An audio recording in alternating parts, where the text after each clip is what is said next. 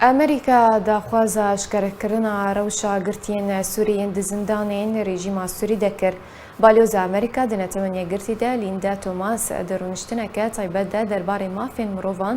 یا بەسەر کۆمەلەیە گشتیان نەتەوەنیە گرتی بە گوت گویا هەری کێم 14,000 سووری ژالیە رێژیما سووری بە هاتنە ئەشکەنجەکردن و بنچافکردن.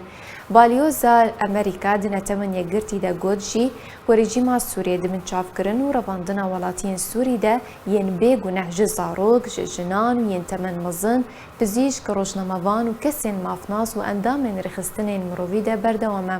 Linda Thomas te kes kir jî ku hemû girtiyên Sûriyê yên di zindanên rejîmê de di mafê dadweriyê bêparin û rastî hemû corên îşkenceyê tên ji beriya niha 193 welatiyên endam an welatên endam di neteweniya girtî de daxwaz ji civaka navdewletî kiribûn ku rejîma Sûriyê ji bo kiryarên wê di derheqê gelê Sûriyê de siza bide lê wekî